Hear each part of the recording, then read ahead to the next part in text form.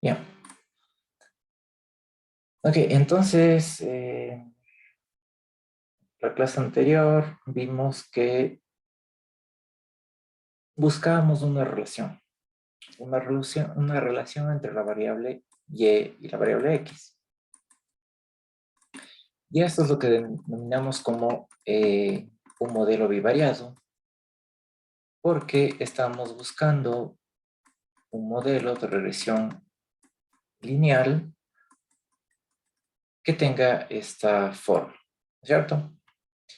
Adicionado a un error. Bien.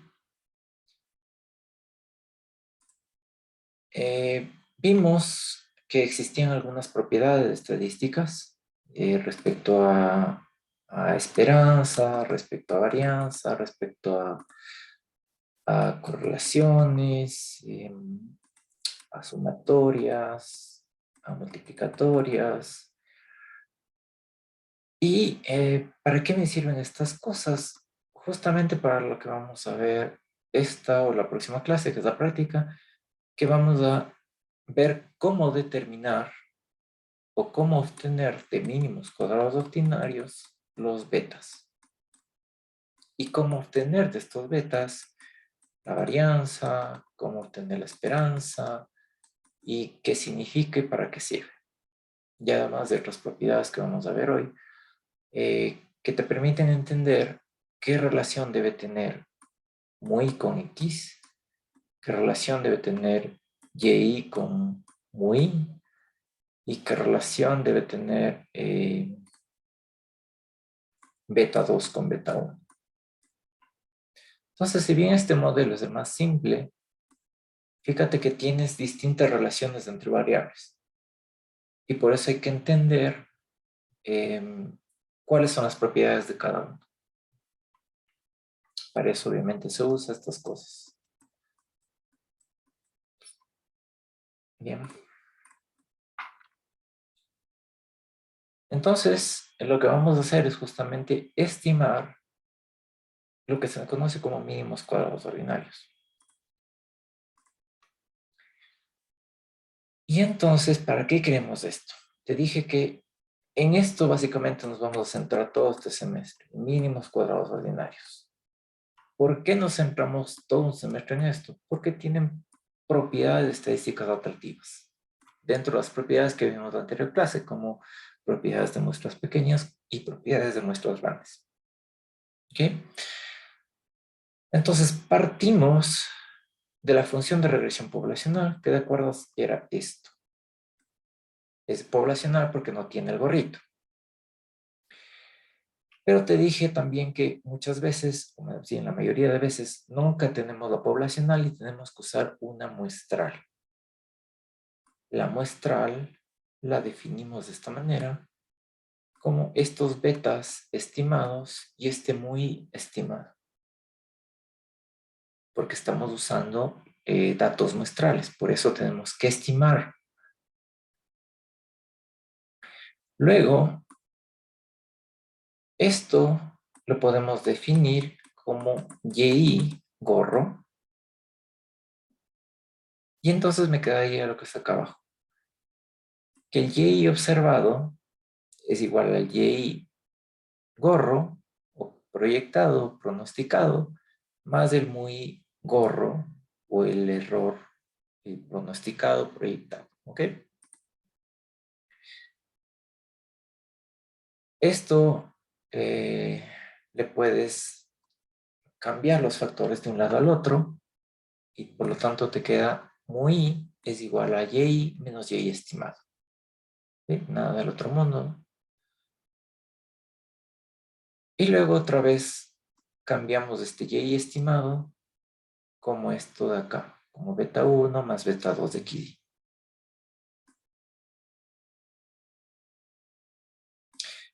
Y entonces me queda que los errores estimados es igual al y, que es la observación, lo que tú ves, menos este beta 1 estimado menos este beta 2 estimado por xy. Es decir, tu modelo menos la observación es el error. Esto tú lo ves. Es el dato que te aparece. X es 5, 6, 7, qué sé yo. Y es 4, 5, 6. Eso tú lo ves.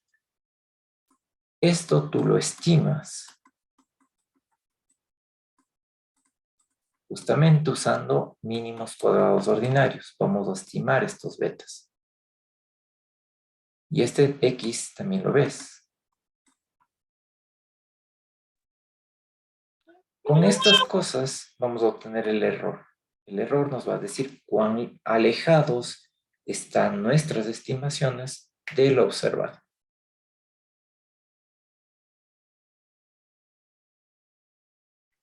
¿Ok?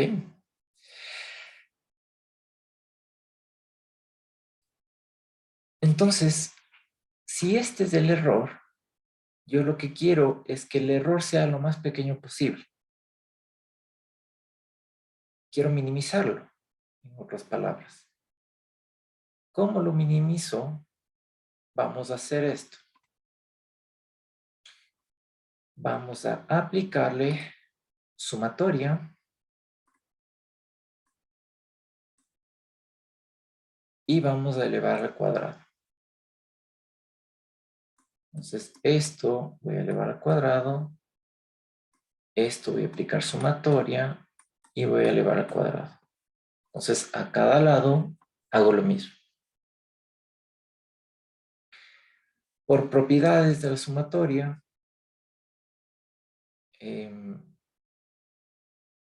me queda así, como la sumatoria de mu i al cuadrado, porque es una variable aleatoria. Esto te dije que era y gorro, por eso queda como la sumatoria de y menos y gorro al cuadrado. ¿Ok? Y de nuevo esto lo puedes descomponer como esto.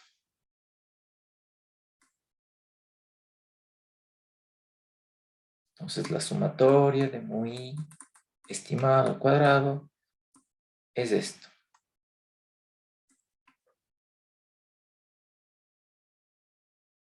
Pero hasta ahí no he hecho casi nada. Lo único que es aplicar sumatoria y elevar al cuadrado. ¿Por qué le elevo al cuadrado?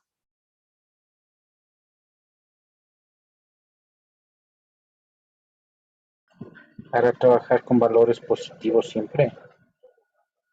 Ya, de acuerdo. Vimos esto, ¿no es cierto? Que teníamos así. Y yo trazaba una línea, que es la línea de regresión.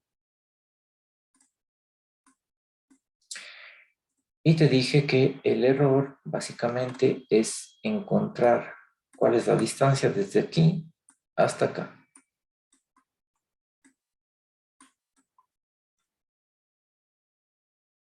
Si yo tomo únicamente la sumatoria de los errores, esto aquí va a ser igual.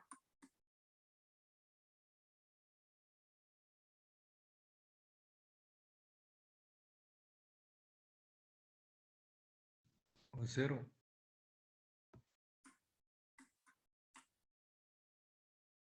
Y no me sirvió de nada. Entonces, por eso aplico la sumatoria de los errores elevados al cuadrado. Y aquí lo que me va a dar es una varianza de cuán lejos tú estás de tu valor observado. Y además, ¿qué está haciendo? Le está dando mayor peso a lo que está más alejado.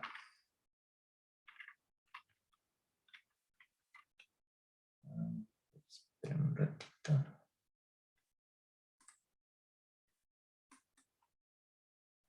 Esto es...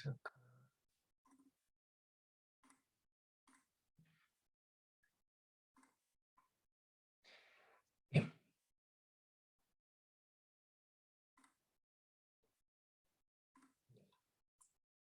¿Qué significa eso? Que mira, a este que está cerquita, cuando tú le elevas al cuadrado, todavía se mantiene cerquita. Pero si este que está más lejos, le elevas al cuadrado, le va a dar más ponderación a este que está más lejos. Eso es lo que te estoy diciendo. Este método está brindándote más peso a las observaciones que están más alejadas en comparación a los que están más cerca.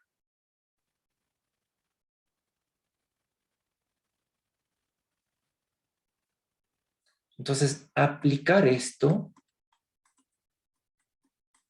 es alguna función, es prácticamente decir, es esto, es una función para encontrar este beta 1 y esta beta 2 estimada.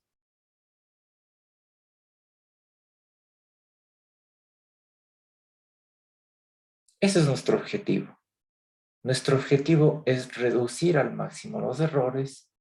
¿Cómo? Estimando este beta 1 y este beta 2 de la manera más eficiente.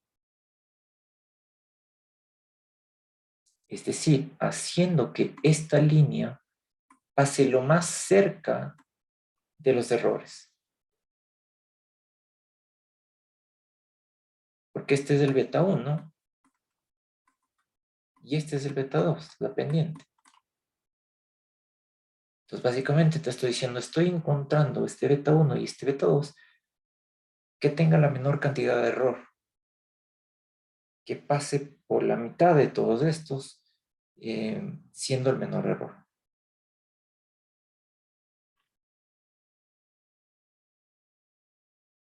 ¿Okay? Eso es lo que quiero hacer con mínimos cuadrados ordinarios. Y como su nombre mismo lo dice, tratas de encontrar un mínimo de un cuadrado, es decir, el mínimo de la sumatoria de muy elevado al cuadrado.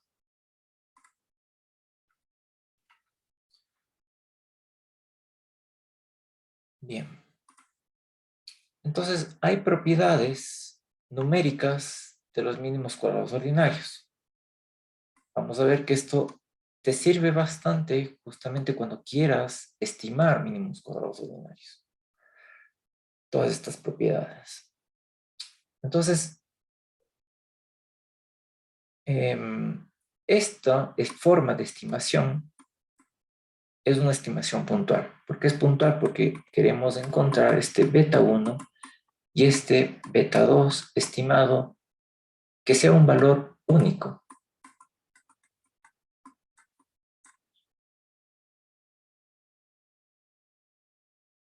Porque acuérdate, queremos encontrar esto. Yo no quiero que me dé varios de estos. No quiero que me dé varias líneas. Yo quiero que me dé una sola línea, que es la línea roja.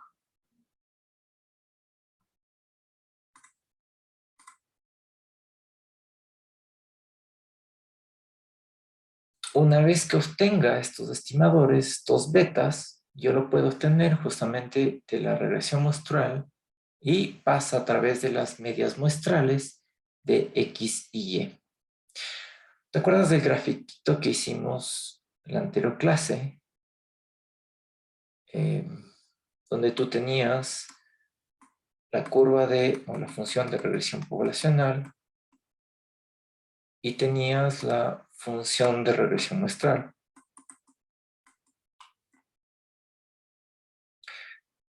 Lo que te estaba diciendo, lo que te dije en ese momento, es que tratamos que esta función de regresión muestral se parezca lo más posible a la función de regresión poblacional. Y vamos a ver aquí propiedades que te van a decir que justamente van a pasar por las medias. ¿Medias de qué? Las medias de X y las medias de Y. Por eso dice aquí que va a pasar por las medias muestrales de estos dos.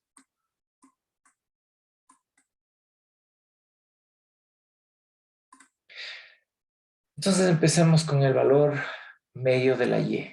Estos son demostración de matemáticas que lo que buscan es mostrarte que se cumple lo que te estoy mostrando acá en este gráfico. Entonces, si tomamos el y estimado, bueno, ya me pasé una diapositiva, creo.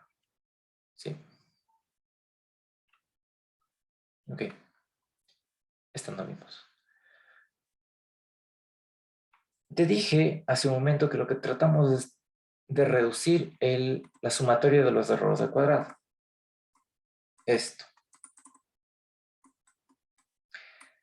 Y si yo te planteo dos modelos, el primero, donde obtuvimos una sumatoria de 12.21, y el segundo, que obtuvimos una sumatoria de los residuos al cuadrado de 14. ¿Con cuál te quedas tú? ¿Cuál modelo creerías que es mejor? ¿El 1 o el 2? El que sea de valor menor. En este caso sería 12.21. El que sea de valor menor, porque eso es justamente lo que queremos con nuestro modelo, que tenga el menor error. Bien.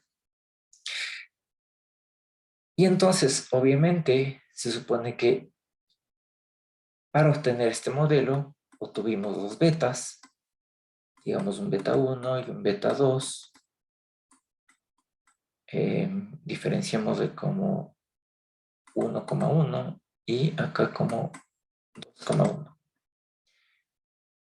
Y de acá obtuvimos dos betas, digamos 1,2 y 2,2. Entonces lo que te dije hace un momento, no solo depende del error, depende de los betas para tratar de reducir al máximo este error. Y por eso justamente mínimos cuadrados ordinarios lo que busca es optimizar este beta 1 y este beta 2 para que me den la menor cantidad de error posible. Estos son los determinantes. Si estos funcionan correctamente, me van a dar un error más pequeño. ¿Y cómo obtengo ese error? O más bien dicho, ¿cómo obtengo esos betas?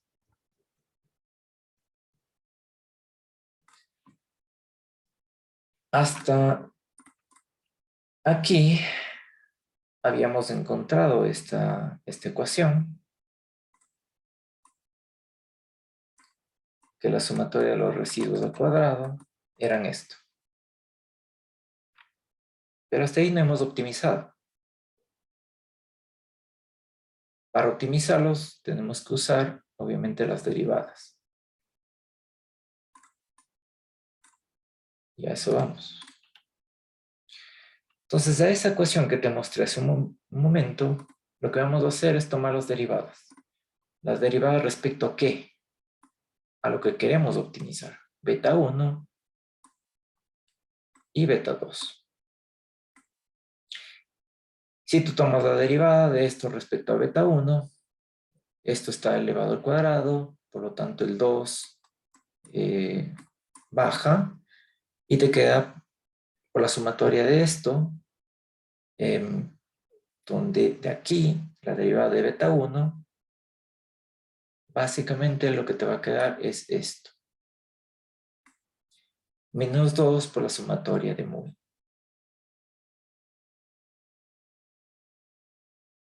¿Por qué?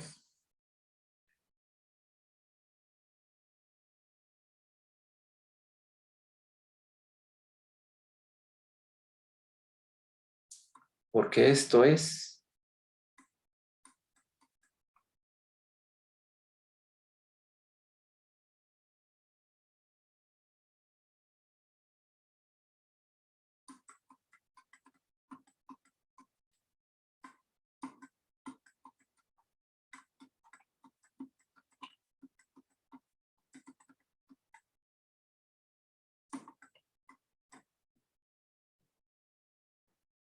si esto pasa a este lado, si esto pasa a este lado, me queda que mu i es igual a esto. Por eso me queda menos 2 por la sumatoria de muy estimado.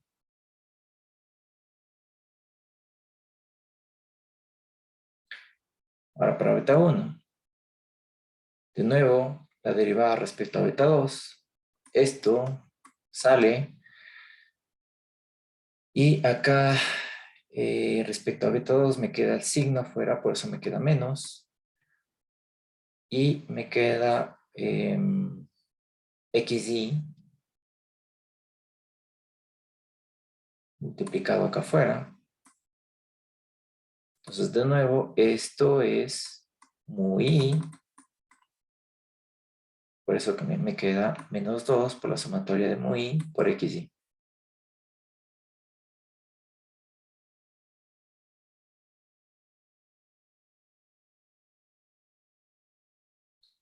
¿Cómo tengo esto? Bueno, ya lo vamos a ver en la próxima clase. Pero obviamente para maximizar un factor, lo que tú haces es derivarlo e igualarlo a cero. Eso es lo que estamos haciendo acá. No te estoy mostrando todos los pasos, y ya te los voy a mostrar en la próxima clase, pero básicamente este es el resultado, tanto de beta 1 como beta 2. Y mediante un poco de manipulación, encontramos cuáles son los betas óptimos. Esta es la fórmula para encontrar el beta 1 óptimo, y esta es la fórmula para encontrar el beta 2 óptimo.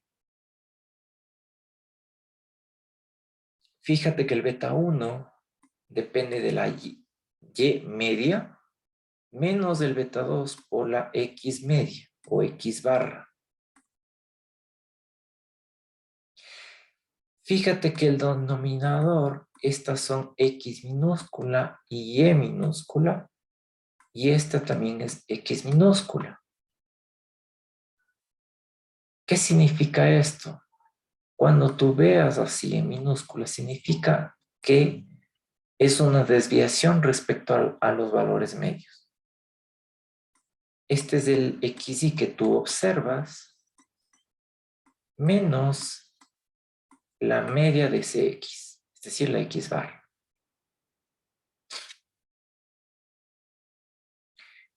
X barra y Y barra son las medias muestrales respectivamente de X y Y.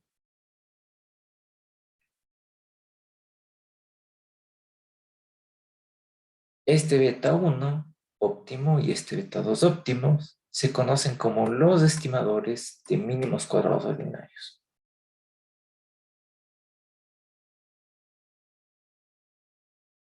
¿Ok? De nuevo, esto vamos a hacerlo la próxima clase. Bien. Ahora volvamos a esto.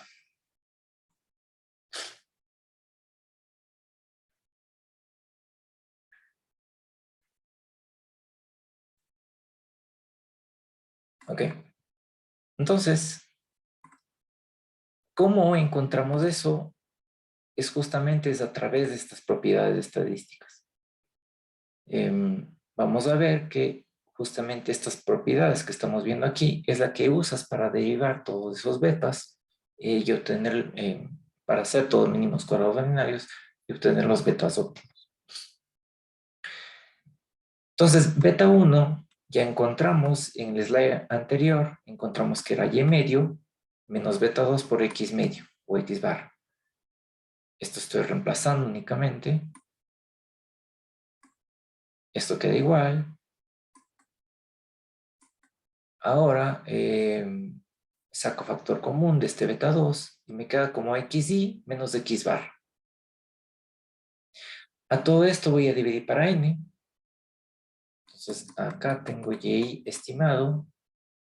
Divido todo para n y aplico sumatoria. Entonces me queda la sumatoria de y estimado sobre n. Que esto es y estimado barra. ¿Por qué barra? La barra es un promedio. Es decir, es la sumatoria de algo dividido de una variable x dividido para n. Sumas todas las x y divides para su promedio. Esto es x bar.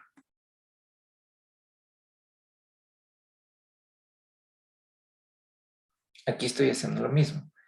Estoy obteniendo el promedio, pero de las y gorro. Entonces, sumatoria de y gorro dividido para n es igual a y gorro media.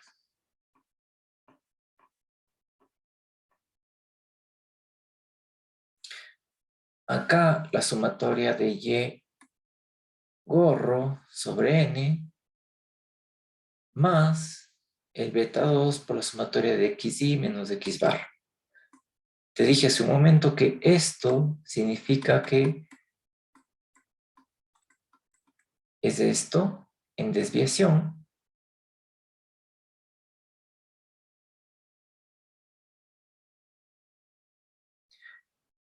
y por lo tanto la sumatoria de xy sobre xn es xy minúscula dividido para n. Y aquí usamos algunas propiedades. Esto es la media de una constante, porque es y media, te queda y media. Y acá beta 2 por la sumatoria de xy menos xn sobre n. De nuevo lo reemplazas. No te hagas mucho lío acá porque te lo voy a mostrar en la próxima clase. Pero esto te queda como este resultado. Y lo que te está diciendo es que la y estimada media es igual a la y bar. Este es la media de y muestral. Y este es la media de y estimado. Te está diciendo que justamente la y estimada va a pasar por donde pasa la y media.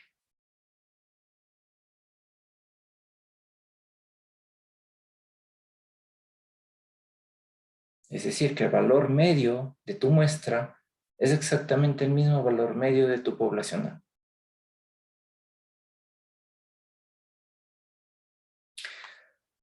Luego,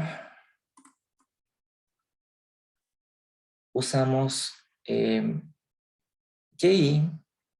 de esta manera.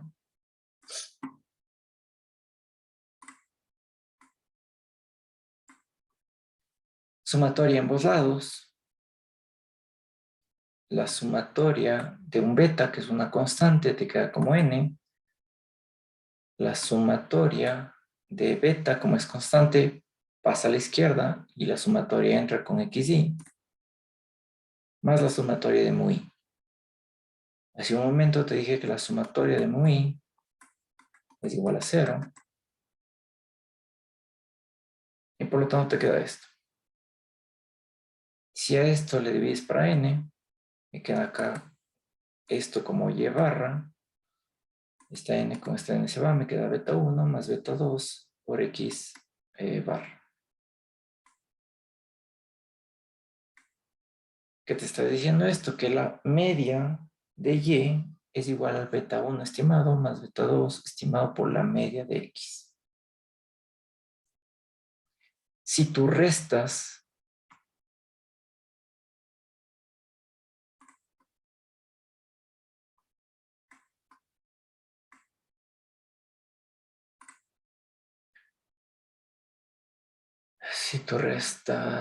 esto de esto, vas a obtener esto de acá.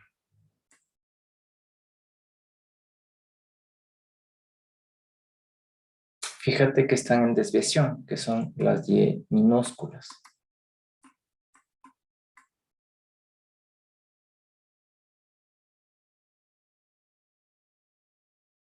Esta forma en desviación, fíjate que no incluye el beta 1.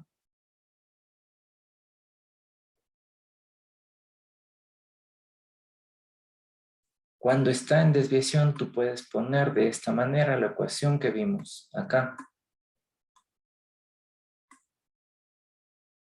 Acá está en mayúsculas, acá está en minúsculas.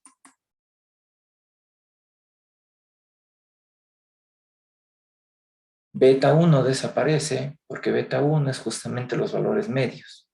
Es y media y x media. Por eso desaparece.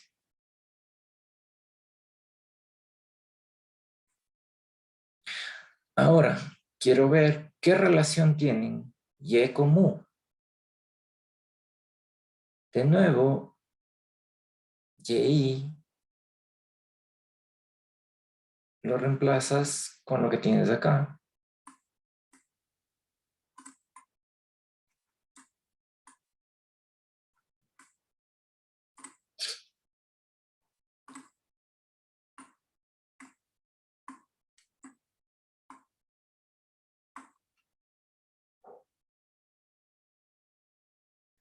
¿Ok? Y luego, muy lo reemplazas con lo que ya sabemos.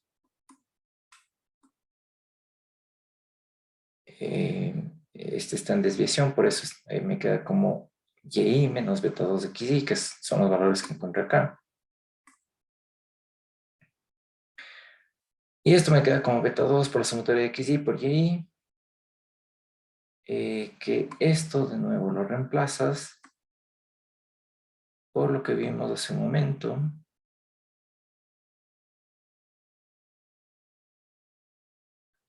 Que es lo que está acá.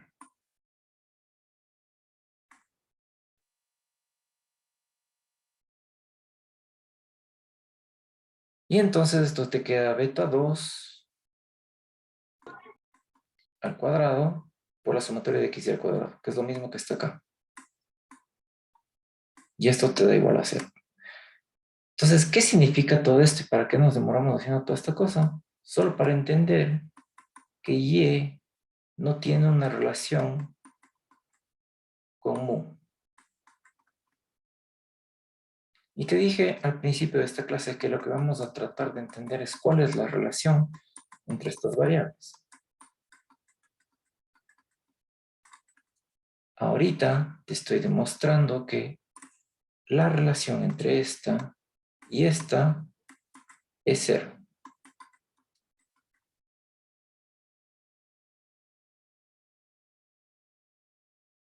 Y además te puedo demostrar que la relación entre esto y esto también es 0.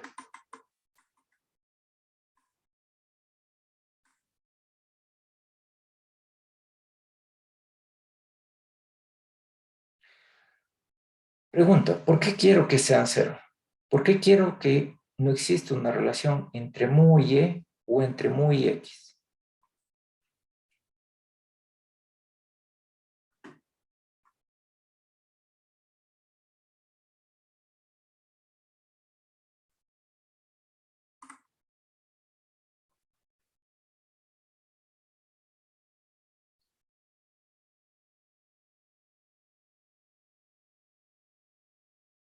Porque acuérdate que lo que te dije en un inicio es que nosotros al hacer la regresión, lo que tratamos de encontrar es cuál es la relación entre esta variable x y esta variable y. No me interesa nada más. Y si no me interesa nada más, significa entonces que esto no debería tener relación con esto. Y que esto no debería tener relación con esto. Para ahí sí tengo una relación directa entre este y este, donde no me influye nada más.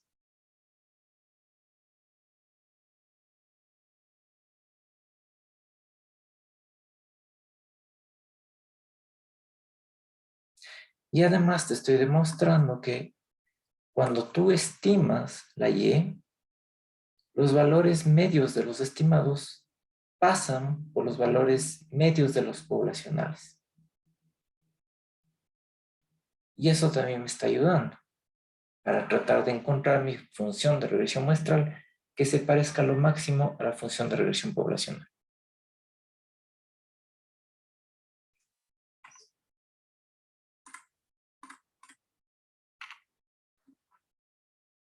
Bien, entonces vino un tipo, un matemático que se llama Gauss-Markov, y lo que hizo fue varios supuestos. ¿Supuestos sobre qué? Supuestos sobre el modelo de regresión lineal.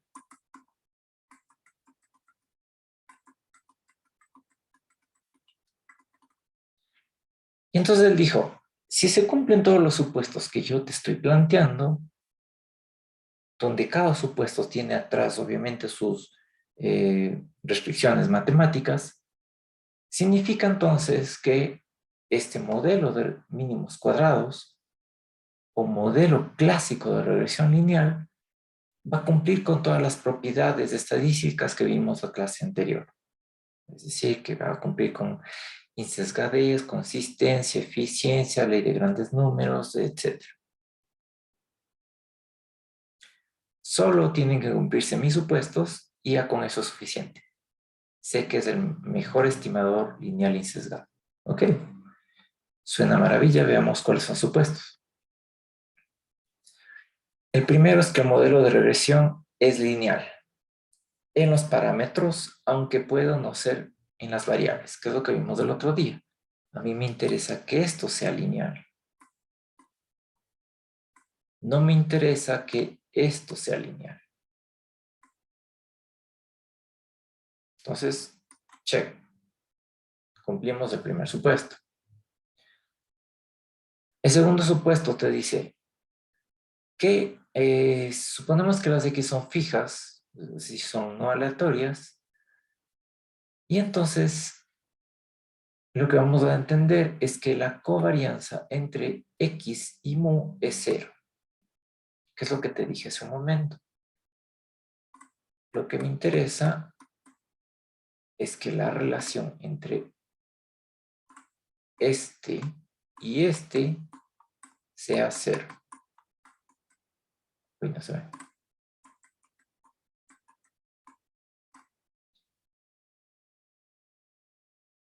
¿Ok? En teoría cumplimos eso. Pongámoslo entre comillas. En teoría cumplimos esto. Tercero, cheque entonces el segundo. El tercero, que el valor medio de la perturbación sea igual a cero.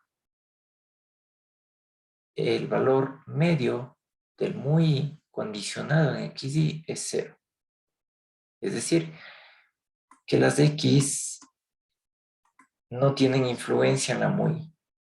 Independientemente de cuántas X tú tengas, no influyen en la muy y su promedio es cero.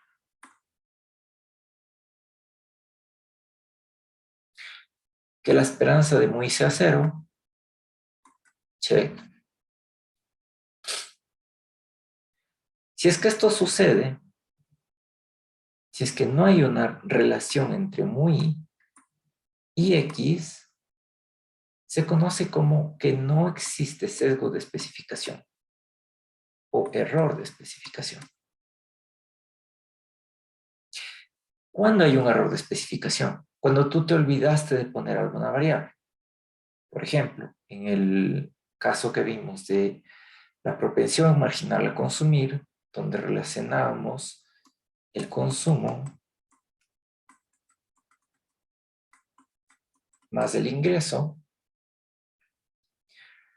y te dije que aquí pueden influir más variables, que puede influir la edad, el sexo, la locación, etc. Pero esas variables puede que no sean importantes. Entonces yo ya las decidí omitir y en vez de ponerlas, únicamente añadí el término de error.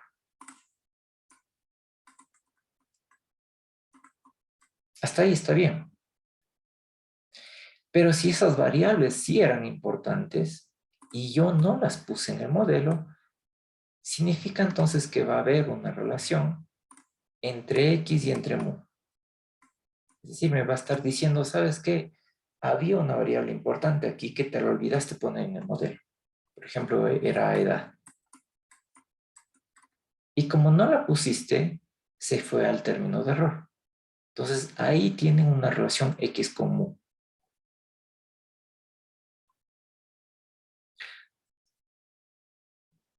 ¿Ok? Entonces, cuando no hay una relación entre estos dos, significa que no hay sesgo de especificación. Y cuando sí hay una relación entre estos dos, significa que hay un sesgo de especificación.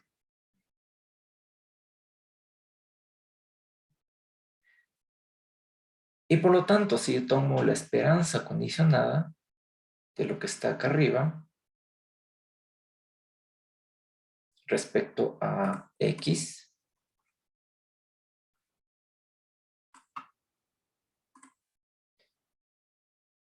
si yo hago esto,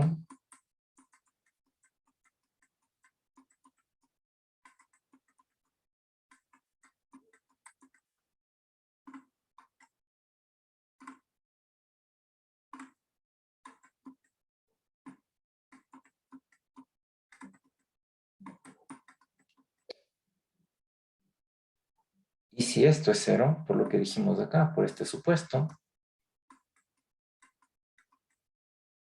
significaría entonces que me queda solo esto.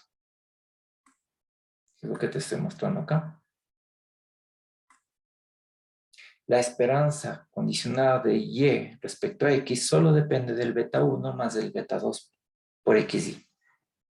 Significa que no hay errores en la estimación. Por eso no te asoma aquí muy.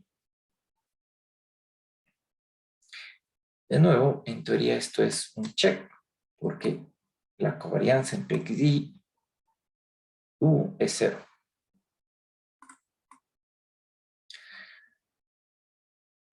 Cuarto supuesto, homocedasticidad. Homocedasticidad significa que la varianza es constante. Entonces, usualmente, lo que queremos es que la varianza de estos valores Y y X no sea muy grande. Es decir, que estén lo más pegados posibles de aquí hasta acá. La varianza no va a ser constante cuando tienda a incrementarse.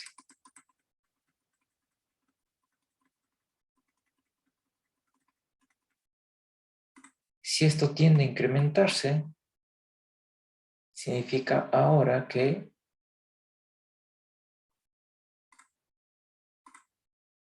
la varianza era aquí pequeña, acá ya es un poco más grande y acá es mucho más grande.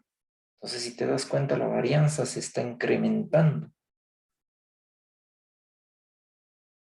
Es decir, no es constante en este caso. Eso es lo que yo no quiero. Yo quiero homocedasticidad, es decir, varianza constante. A este caso de acá se le conoce como heterocedasticidad.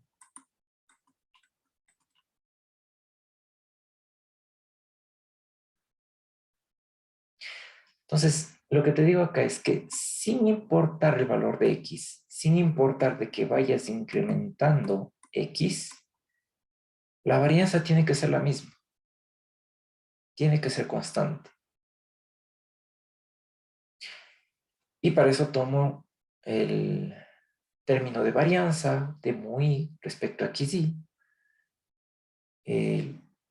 Lo resuelvo como la varianza, obviamente, como la esperanza de mu i menos la esperanza de mu i condicionada de xy elevado al cuadrado. Esta varianza se puede descomponer de esta manera: el primer término al cuadrado menos el segundo término, el primero multiplicado por el segundo, menos el segundo término elevado al cuadrado. ¿Ok? Y entonces, fíjate en esto. este muy al cuadrado está condicionado en xy. Pero hace un momento dijimos que cuando pasa esto, más bien dicho, aquí en este caso, no depende de x. Entonces, a pesar de que está condicionado de xy, no interesa, porque esto va a ser un valor único, va a ser constante. Por eso se queda como la esperanza de muy al cuadrado. Lo mismo pasa acá. No depende de x, por eso se queda solo muy.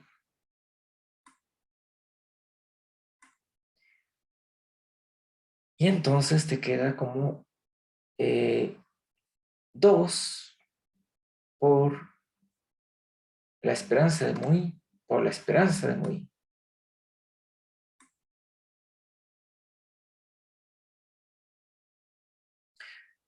Y esto básicamente es decirte que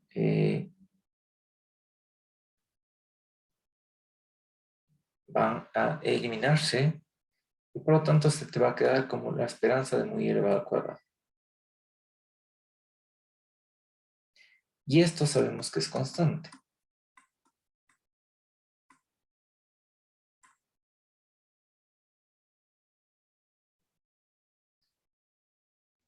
Tu turno. En este caso que había heterocedasticidad, cuando la varianza no es constante, significa que va cambiando con cada i.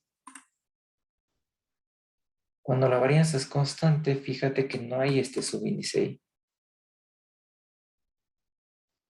Esto significa homocelasticidad. Esto significa heterocelasticidad.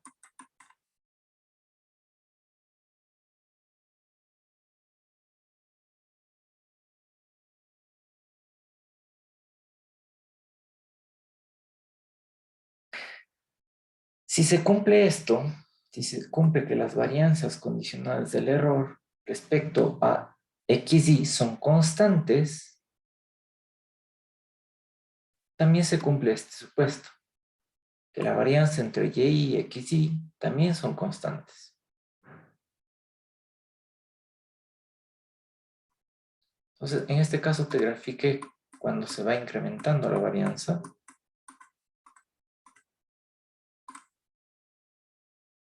Si yo te grafico cuando se mantiene constante, sería más o menos así, que no va cambiando a medida que se va incrementando. Siguen teniendo la misma dispersión, la misma varianza. La misma allá que acá.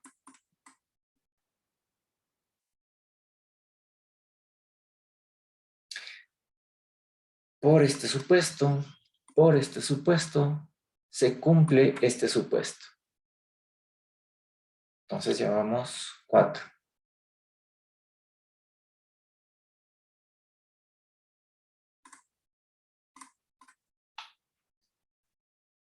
Esto es un poco más claro para que lo veas.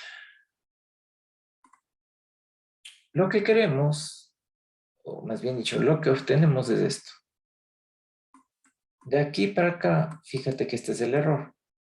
Y de aquí para acá también. Entonces dijimos que el error puede ser positivo o el error puede ser negativo.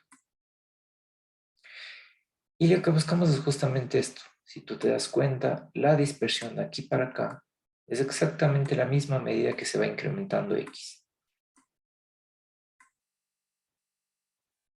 Y este puntito de aquí es la esperanza de muy condicionado en x y.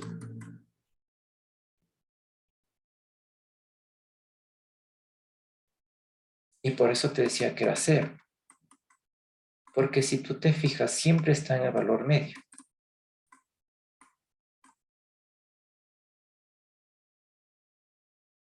Ahora, si lo ponemos esto, le damos la vuelta de esta manera, lo que te voy a mostrar es que en este caso que te dije que las varianzas son constantes, mira que de aquí a aquí la dispersión es continua. Significa que te obtienes homoselasticidad. Y mira acá, la dispersión va cambiando. Eso significa heteroselasticidad. Entonces a mí me interesa esto, que sean constantes. ¿Por qué? Para que se cumpla esto. Y si se cumple esto, significa que la covarianza entre X y mu es cero.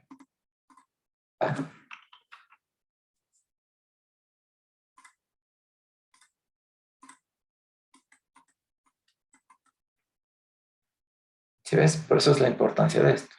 Y además de eso, también se cumple que la varianza de y condicionada de mu es igual a cero. Perdón, es igual a una constante, sigma cuadrado.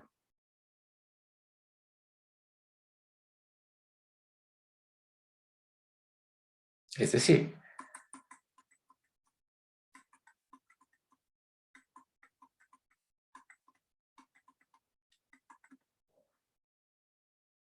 si la relación entre este y este es algo constante, es un sigma, la relación entre este y este es algo constante también, es el mismo signo. ¿Por qué? Porque y depende justamente de la relación entre x y mu.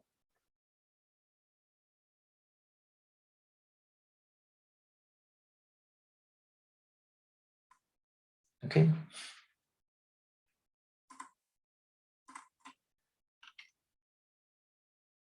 Sigamos, hay más supuestos. El quinto supuesto es que no exista autocorrelación. ¿Qué significa esto? La relación, ¿te acuerdas que lo medíamos a través de la correlación? Te decía que cuando tú mides correlación, mides entre dos variables. Por ejemplo, la correlación entre X y Y. Ahora, la autocorrelación, como su nombre mismo lo dice, lo que está midiendo es cuál es la relación entre los valores de la misma variable. Entonces, por ejemplo, la autocorrelación de X y con XJ. Si lo quieres ver de manera numérica, digamos que tienes 4, 6, 8. Y preguntas, ¿cuál es la relación entre esta y esta? Luego, ¿cuál es la relación entre esta y esta? Estás en la misma variable encontrando las relaciones entre estas observaciones. El supuesto aquí es que no existe una relación entre variables. Es decir, que la covarianza, en este caso de los errores, no tienen relación.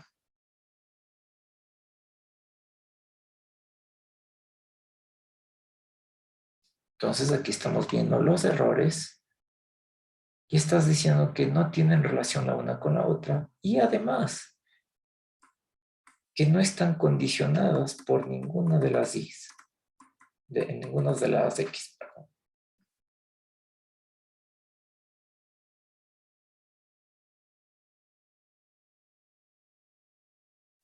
A este supuesto se le conoce como no correlación serial o como no autocorrelación.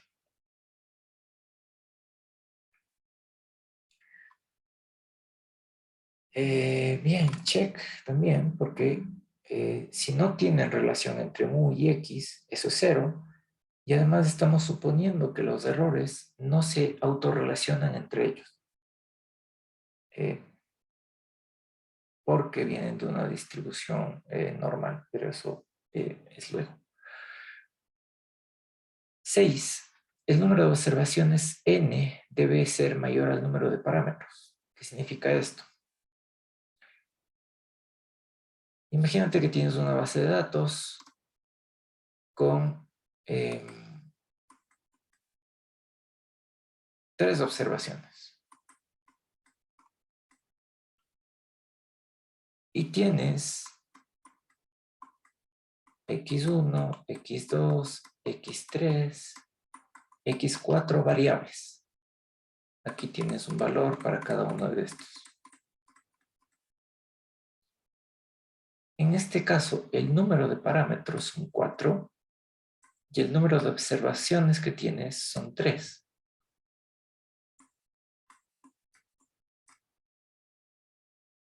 Si es que esto pasa, significa que vas a tener soluciones infinitas.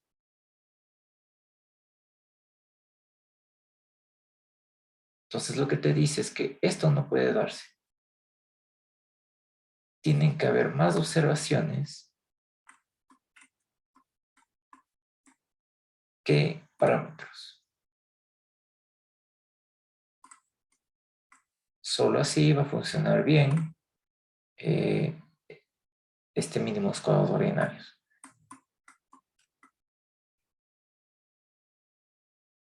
¿Ok? Entonces, este es un problema que se llama micronumerosidad, que esto lo vamos a ver en multicolinealidad. Vamos a ver qué pasa. Por ahora, supongamos que se cumple. También tenemos que ver la naturaleza de las variables x. No todos los valores de x en una muestra determinada deben ser iguales. ¿Qué significa esto? Por ejemplo, aquí,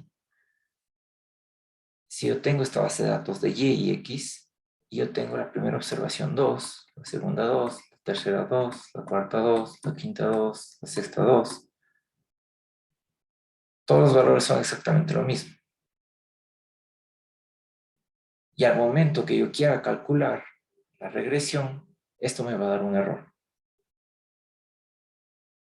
¿Por qué? Porque no hay varianza, aquí todos son exactamente lo mismo. Acuérdate que yo quiero entender cuál es la relación entre esto y esto. Para eso necesito que esto varíe y necesito que esto varíe. Si está estático, no me sirve de nada.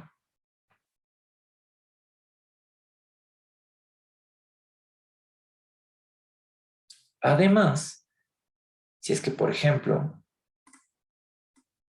aquí hay un valor atípico, por ejemplo, un valor atípico se conoce cuando tú tienes valores fuera de lo normal. Entonces, por ejemplo, digamos que tienes aquí un 2, 4, 5, 4, 3, y aquí tienes 8000. Esta es una observación atípica. Esto te va a generar problemas. ¿Por qué? Digamos que graficamos esto y tenemos las observaciones así, entre y y x. Y este 8000 está por acá. Entonces, cuando tú trates de hacer mínimos cuadrados, lo que vas a hacer es una línea así, pero este valor está extremadamente lejos de los otros. Aquí está la mayoría de tus regresiones, de tus observaciones, y este otro está acá solito. Esto lo que te va a provocar son problemas en la estimación, porque esta línea se va a ver afectada por esto. Y esta línea va a cambiar así, para que este esté cerca. Si es que este no lo tomamos en cuenta, si lo borramos, ahora la línea queda así. Entonces, es decir, lo que te puede dar son betas que no corresponden a la mayoría de los datos. Ese es el problema con datos atípicos. Bien, entonces fíjate, son 7 supuestos que la mayoría de estos, digamos que lo cumplimos. Sin embargo, Gauss-Markov planteó estos supuestos para la función de regresión poblacional, no para la función de regresión muestral, que te dije que es la que siempre tenemos. Sin embargo, cuando usamos mínimos cuadrados ordinarios, tenemos propiedades no iguales, pero semejantes. Y eso significa que cuando hacemos mínimos cuadrados ordinarios, estamos haciendo o cumpliendo las propiedades de Gauss-Markov. Y como te dije, si cumplimos con las propiedades de Gauss-Markov, tienes todas las propiedades estadísticas que nosotros requerimos. Insesgadez, consistencia, eficiencia, límites, etc. ¿Ok? Entonces, mira, mínimos cuadrados ordinarios parece una maravilla porque me cumple con los supuestos de Gauss-Markov. Y si me cumple con los supuestos de Gauss-Markov, es el mejor modelo lineal insesgado. Ah, me faltó esta cosa. Bien, la autocorrelación te dije que es la relación entre las variables, en este caso entre los errores. Fíjate aquí estoy haciendo un gráfico de los errores. En este gráfico de acá. Aquí, cuando hago un gráfico de los errores, estoy relacionando cada error y me muestra una relación positiva, porque la pendiente es positiva. Acá me está mostrando una relación negativa y aquí me está mostrando que no existe una relación definida. ¿Qué es lo que yo estoy buscando? A, B o C.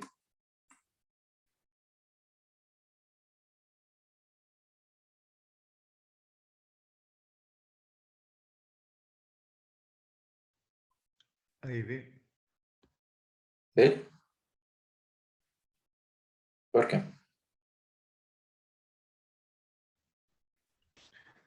Que busca las relaciones, ya sean positivas o negativas, mientras que en el tercero no tiene ningún tipo de relación. Ah, en la C me dijiste, perdón, te escuché B. Sí, justamente, en la C. Porque yo quiero que no tengan relación. Entonces aquí no hay una relación. Aquí es una relación positiva, acá es una relación negativa y acá es una relación nula. Que es lo que estoy diciéndote acá. Que la relación en que entre los errores sea cero. O esté cercano a cero, como es en este caso. ¿Qué significa esto? Que cuando nosotros hagamos una regresión, lo primero que tenemos que hacer es analizar los residuos. Si analizamos los residuos y tienen este comportamiento como A o como B, significa que nuestra regresión nos sirve. Nosotros buscamos que tenga un comportamiento así como la C.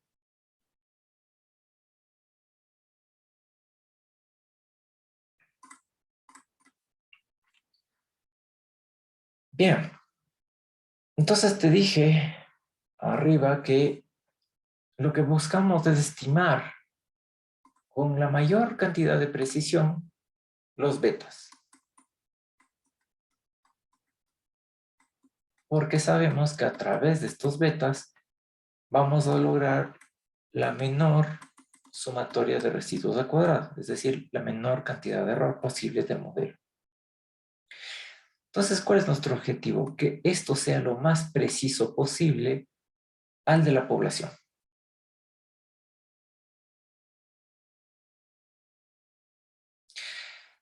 Y para saber si es que le estoy fallando o le estoy sobreestimando estos betas en función del de la población, lo que se usa son estadísticas de estos estimadores. En este caso, el error estándar y la esperanza. El error estándar es la desviación de la distribución muestral del estimador Y, de la distribución muestral de un estimador de la probabilidad o distribución de frecuencias de un estimador.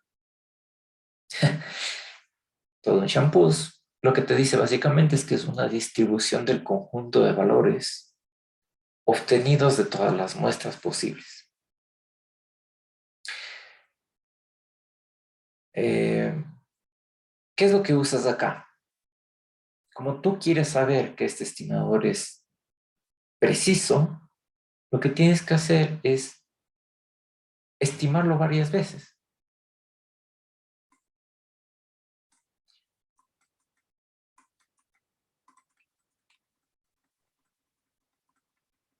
yo quiero esto. Esta es la línea que yo quiero. La función de regresión muestral. Pero imagínate que yo hago esto varias veces. Una vez me da así. Otra vez me da así. Otra vez me da así. ¿Cómo yo sé cuál es el verdadero? ¿Cuál es el que se apega a esta línea roja? Para medir esto, justamente lo que se usa son los errores estándar del estimador. Es decir, la varianza y el error estándar de cada uno de estos betas, del beta 1 y del beta 2.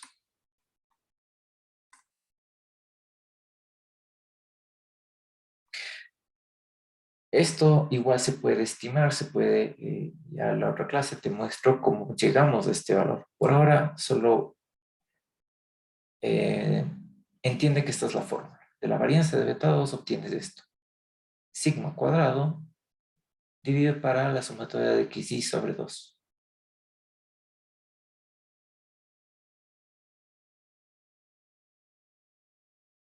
Y la varianza del beta 1 es la sumatoria de xy al cuadrado sobre n por la sumatoria de xy al cuadrado por sigma cuadrado.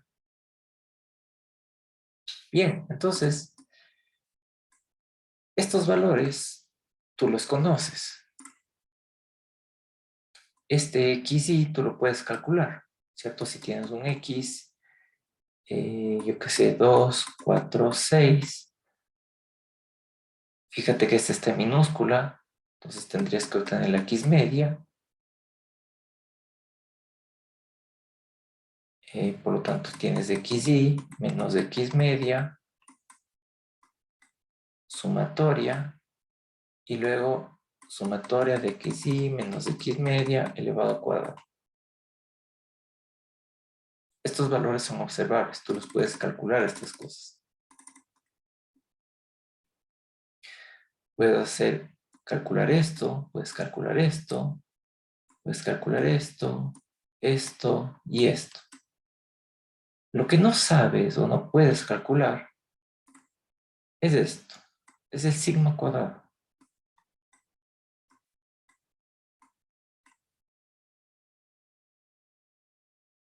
¿Por qué no puedes calcularlo?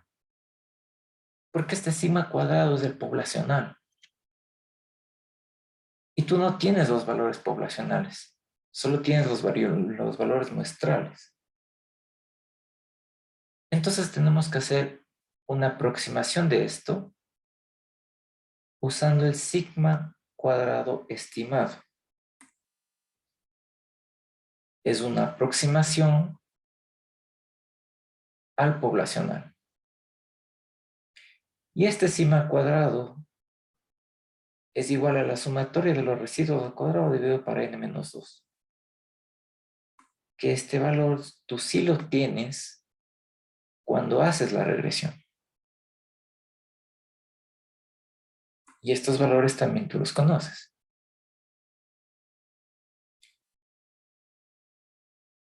Es decir, que una vez que tú obtienes la regresión, ya haces la regresión, tú obtienes los errores. Y con los errores calculas este sigma cuadrado. Una vez que obtengas este sigma cuadrado, lo reemplazas acá. Y obtienes la varianza de los sigmas, la varianza de los betas. Y el error estándar de los betas.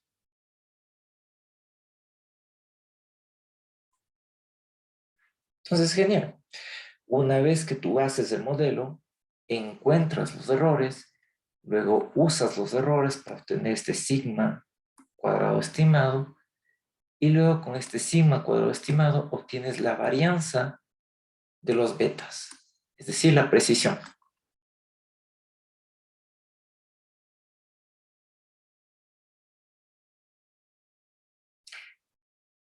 Este sigma, digamos, sumatoria de muy al cuadrado, se lo conoce como sumatoria cuadrado de residuos.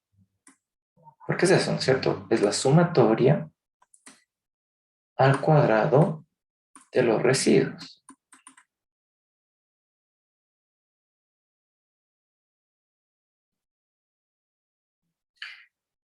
¿Qué es esto que encontramos al principio de la clase?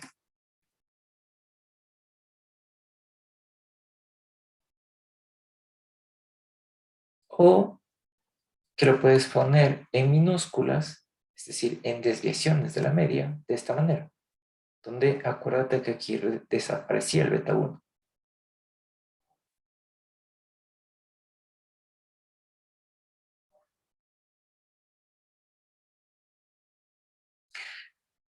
También encontramos esta beta 2. Si esto lo reemplazamos acá,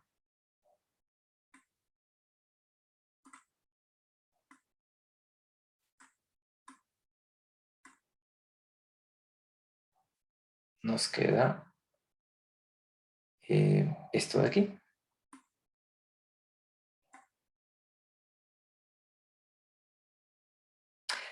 Entonces fíjate que la sumatoria de los errores al cuadrado puede calcularse de esta manera, como la sumatoria de los y observados menos la sumatoria de xy por y al cuadrado sobre la sumatoria de xy al cuadrado. Que estos valores los puedes encontrar, son observables, y estos también. También vamos a demostrar en la próxima clase que la covarianza entre los betas es esto.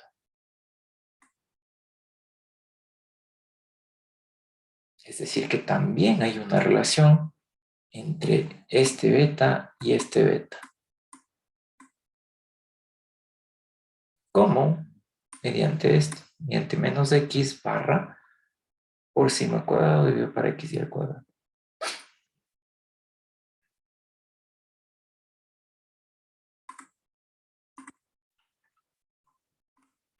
Bien. Entonces, si cumples con todos los supuestos que te planteó Gauss-Markov, significa que hallaste lo que se conoce como estimadores MELI, los mejores estimadores lineales insesgados. ¿Eso qué significa? Que lo que tú encontraste haciendo el modelo se aproxima bastante al verdadero poblacional.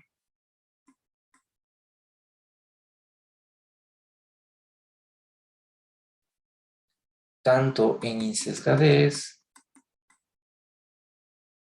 como eficiencia y además en linealidad.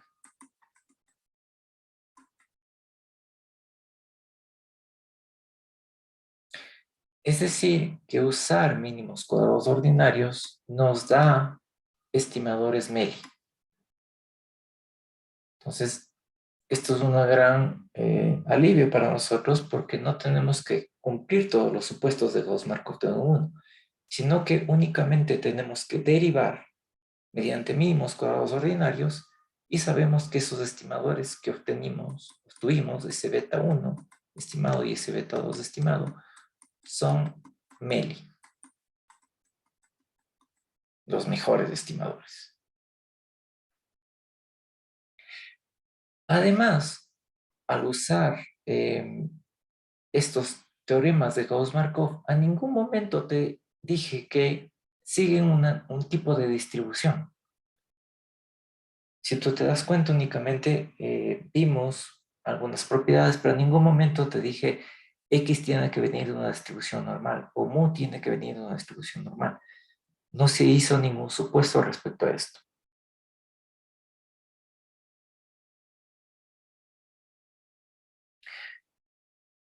Entonces, usar mínimos cuadrados ordinarios lo que me permite es que se satisfagan los supuestos de mínimos cuadrados MCRL, que es el teorema de Gauss-Markov. Y por lo tanto se cumplen las estadísticas las propiedades estadísticas de muestras pequeñas y de muestras grandes. Bien. Entonces, en resumen, en vez de usar todos esos teoremas de Gauss-Markov, podemos usar mínimos cuadrados y obtenemos los mismos resultados. Y eso es un gran alivio para nosotros.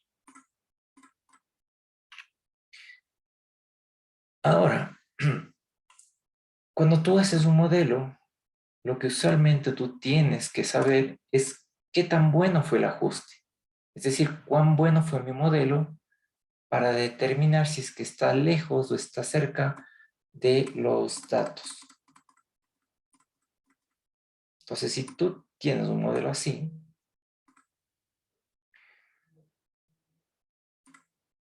y tienes un modelo así, ¿cuál es mejor? ¿Cómo sabes? Para eso se usa justamente la bondad de ajuste. Bueno, en realidad se usan más cosas, pero por ahora la bondad de ajuste. ¿Qué es la bondad de ajuste? La bondad de ajuste es el coeficiente de determinación. Es el R cuadrado. Y lo que busca este R cuadrado es determinar cuán bien ajusta tu modelo a los datos. El R cuadrado es el coeficiente de determinación. Si tú te das cuenta, cuando te veas un R cuadrado en minúscula, significa que únicamente estás usando dos variables, y y x. Cuando tú veas en R cuadrado en mayúscula, significa que estás usando más variables. x1, x2, x3.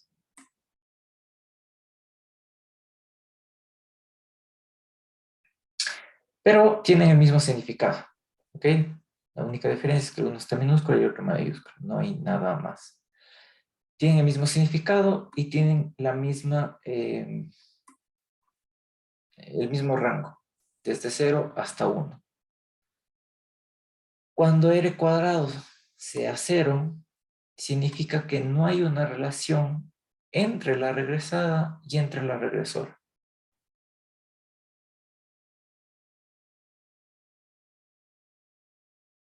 ¿Qué significa esto? Si yo estoy tratando de medir la relación entre y entre x, y me da una relación así,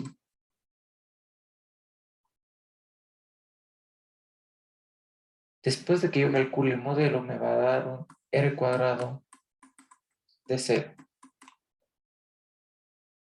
¿Qué significa? Que no hay una relación entre y y x.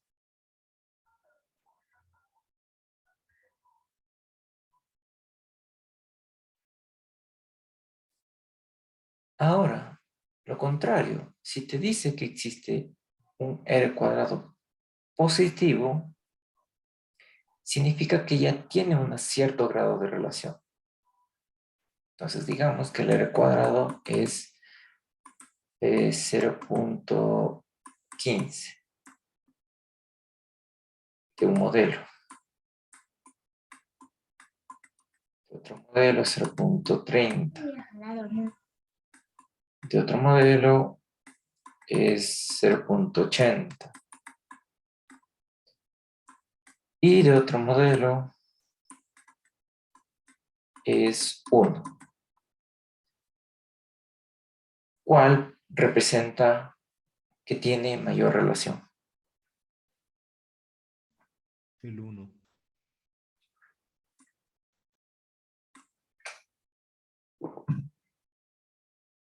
El 1.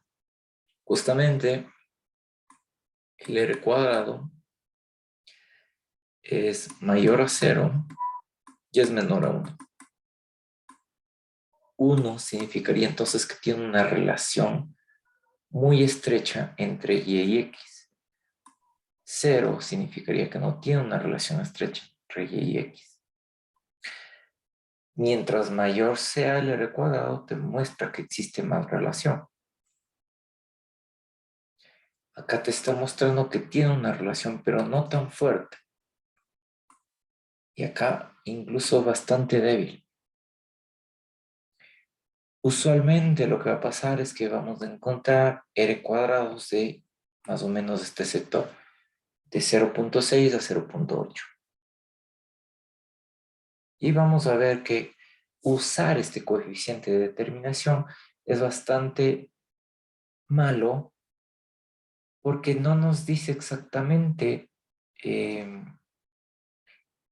la relación entre y y x. Me refiero a que usualmente este R cuadrado tiende a incrementarse a medida que tú incrementas el número de variables. Pues básicamente tiene este comportamiento. Si aquí es el número de variables que tú usas y esto es el R cuadrado, más o menos se va a comportar así. Significa que mientras más X tú vayas metiendo en el modelo, mientras más variables vayas metiendo, el R cuadrado tiende a ir incrementándose. Entonces, por eso esta es una mala medida de ajuste. Sin embargo, es la que siempre te sale cuando haces un modelo de regresión lineal. Por eso es lo que te están enseñando aquí. Vamos a ver que luego puedes encontrar otras medidas de ajuste que van a servir mucho mejor.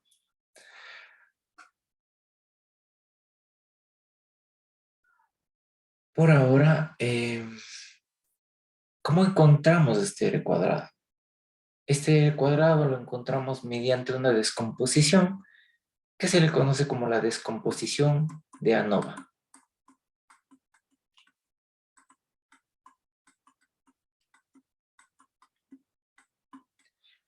Análisis de la varianza, ANOVA. Bueno, en inglés, pero en resumen.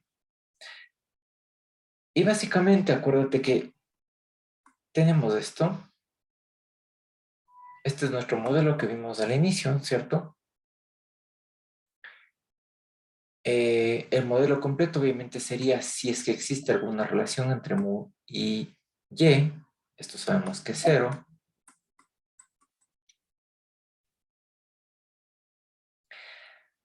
Luego, esto sabemos que es igual a beta 2 al cuadrado por x y al cuadrado, que es lo que encontramos haciendo unas slides anteriores. Y entonces, ¿esto qué significa? Significa que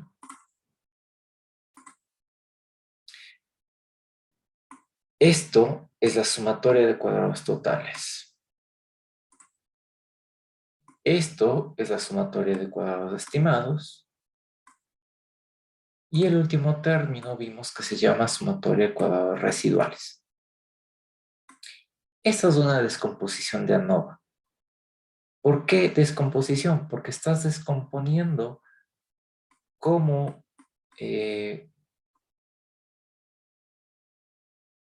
tus observaciones se descomponen. Esto es lo que tú observas. Estos son tus y observados. Por eso se llaman sumatoria de cuadrados totales. La sumatoria de cuadrados explicados es lo que viene de tu modelo. Por eso fíjate que aquí tienes beta 2. Esto es lo que tú estimaste con tu modelo. Y este sumatorio de cuadrados residuales es lo que te quedó entre lo observado y lo estimado. Es lo que te quedó, el residual justamente. Entonces, lo que estás descomponiendo es que tu modelo depende de cuán bien estimó más un residuo.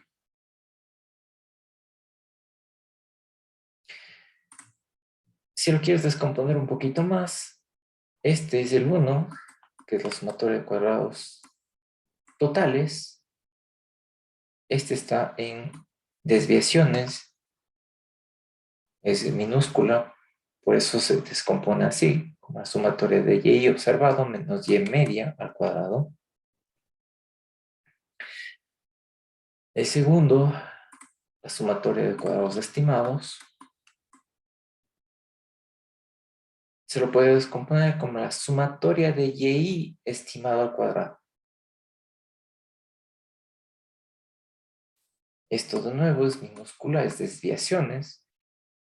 Y lo puedes poner como y estimado menos y estimado media. ¿Te acuerdas que hace un momento encontramos que esto es igual a esto? Entonces, para eso sirven todas estas propiedades. Por eso te queda aquí como y media. Y esto lo puedes dejar como beta 2 estimado al cuadrado por la sumatoria de x y al cuadrado. Luego, tienes la sumatoria de muy elevado al cuadrado, que es la suma de cuadrados residuales. Entonces, básicamente,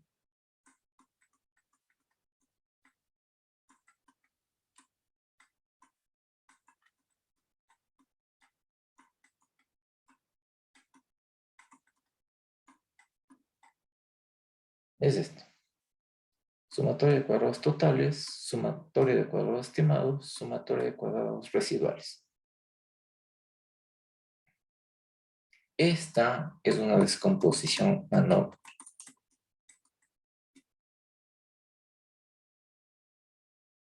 ¿Y qué significa esto? Significa que la variación total de los valores y observados alrededor de su valor media puede dividirse en dos partes. Lo que se atribuye a la línea de regresión, que es esto, y otras fuerzas aleatorias, que es esto.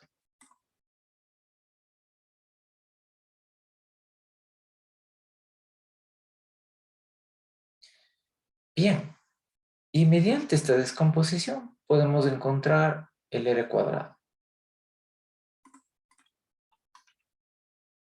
¿Cómo?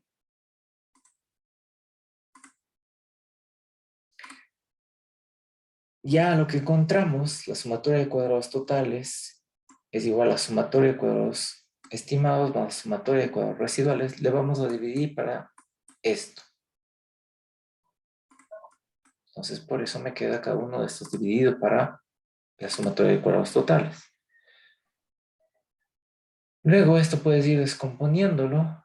La sumatoria de cuadrados estimados, vimos que también se lo puede poner de esta manera. La sumatoria de cuadrados totales, vimos que se lo puede poner de esta manera. La sumatoria de cuadrados residuales, sabes que es esto. Y la sumatoria de cuadrados totales es esto.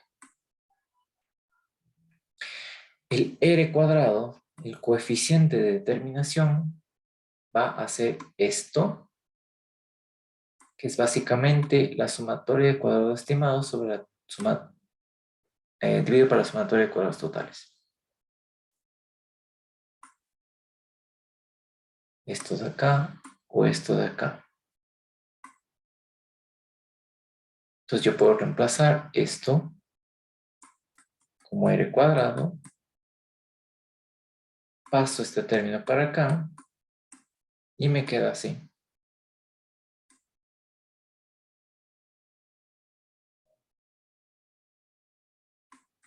El R cuadrado se puede de igual manera definir de distintas maneras. Se puede definir así, se puede definir así, se puede definir así.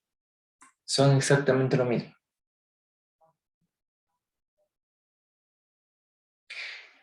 Este R cuadrado se conoce como el coeficiente de determinación muestral.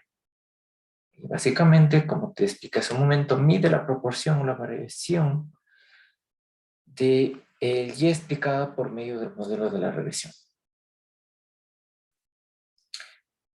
Puedes seguir poniéndolo de distintas maneras al R cuadrado, que no me voy a quedar aquí en estas cosas. Son distintas formas que tú puedes definir el R cuadrado, pero son exactamente lo mismo. ¿Ok?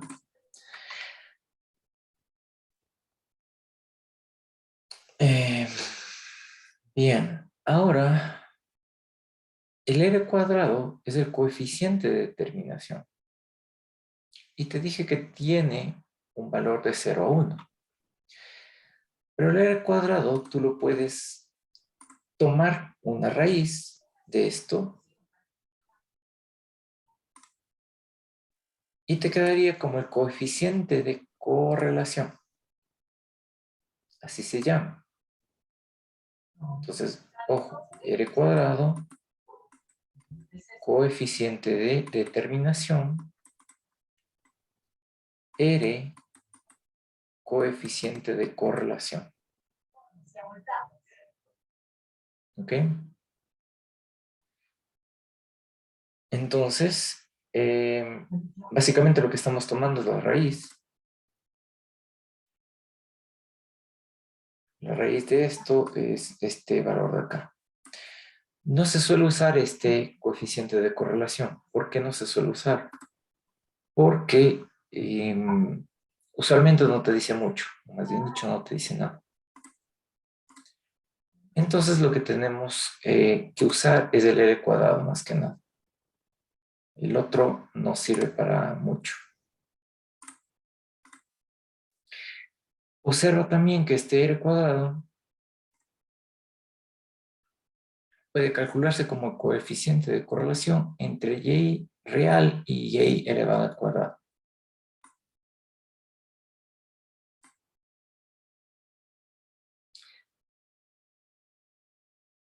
Ojo, el coeficiente de correlación es un valor entre -1 a +1. Y el coeficiente de determinación es un valor entre 0 y 1. No se confundan. Son dos cosas distintas. Es lo que te estoy planteando acá. El coeficiente de correlación tiene un signo desde -1 más 1.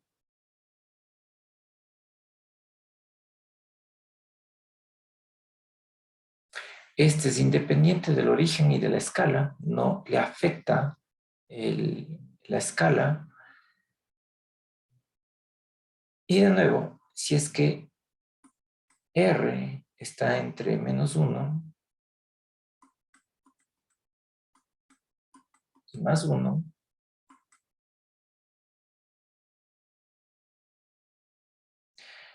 lo que te está mostrando es la relación lineal entre las variables. Una relación lineal no significa causa o efecto. ¿Qué es lo que hablamos la otra vez? Te dije que el hecho que se incrementen el número de ventas de los shampoos no quiere decir que tenga una relación con el incremento del número de personas calvas. ¿Ok? La relación no implica un efecto.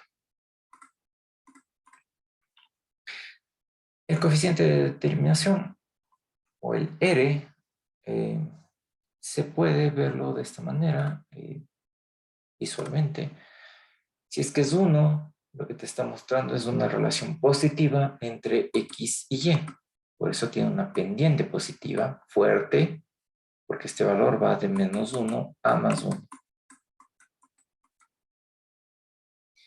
El -1 te está mostrando una relación negativa entre estas variables. El que está cerca de 1, digamos un 0.99, te está mostrando una relación casi perfecta. Esta es perfectamente negativa. Esta es perfectamente positiva. Y esta es una relación casi perfecta positiva.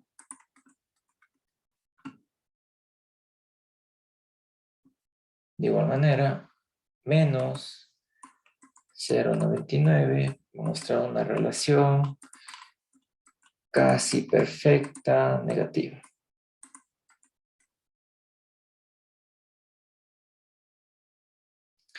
Si eres positivo pero cerca de 0, digamos que eres 0.05, fíjate que tienes esa relación media positiva, pero no es tan clara como este caso de acá. Digamos que en este caso es igual a menos 0.05. De igual manera, tiene una relación negativa, pero no es tan clara como este caso de acá. Cuando R es 0, no tiene una relación, por eso todos están concentrados ahí como en una circunferencia. Y en este caso es cuando x está elevado al cuadrado y tendrías una función no lineal. Entonces, fíjate que el R te permite medir la relación lineal entre las variables x y y.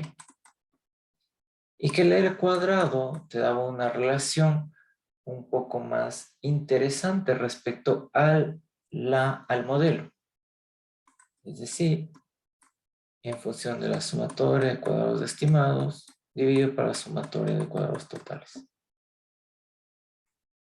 Por eso te decía que esto es totalmente diferente a esto.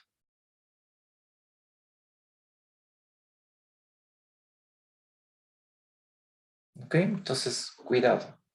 Los dos tienen escalas diferentes. Los dos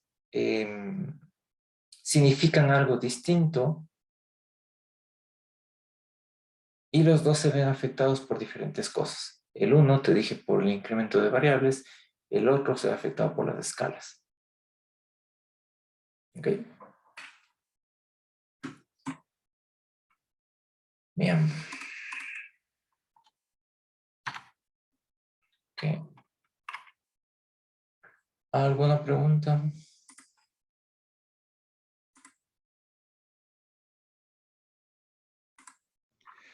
No, economista. Quisiera pedirle un favor. Ujú. Acogiéndome a su afabilidad, ¿qué posibilidad hay de que se aperture la evaluación para todos, claro, siendo esta opcional, para quienes deseen mejorar su nota, pero con la consideración de que se pueda optar por el puntaje más alto, ya que por problemas adversos que puedan suscitarse, quienes deseen superarse vayan a obtener una menor nota, entonces ahí se pueda considerar la más alta? Ya. Sí, eso es lo que les dije en un inicio. Las personas que tuvieron problemas y las personas que quieran rendir de nuevo, por favor que se enlisten ahí con la comandante para habilitarles de nuevo la evaluación. Ah, sí, sino que era un poco direccionada para lo cuestión de las notas obtenidas. Por ejemplo, yo sí pasé, pero quisiera mejorar mi nota, pero como le digo, por ciertos eventos que puedan suscitarse, quizás obtenga una nota menor, no sé si se puede considerar la más alta. Ah, no, no, o sea, tú me dices, si saco más acá que acá, me quedo con la Claro. mayor. No, no, ahí no, pues tampoco. Si das de nuevo y sacas lo que sacas. O sea, esa es la decisión. Ah, ya, perfecto. ¿Ok? Doctor, disculpe, ¿hasta cuándo le pueden ver la lista? No importa, hasta el viernes. Como es el fin de semana, no importa. Ok, muchas gracias. Ujú. Más bien, pásales tu correo o yo qué sé, tu Ya número para que se hice, comuniquen con... ya hice una hoja Excel en el Drive para que los compañeros ahí se anoten. Ya, chévere.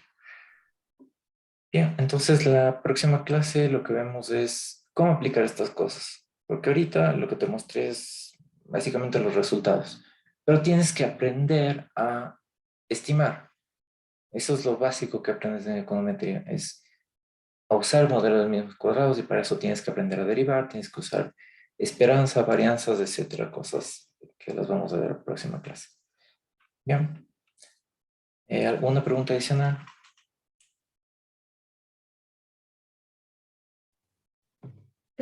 Permiso, doctor. ¿Podría hablar con usted un momentito después de la clase? Sí, claro, te quedas. Vale, gracias.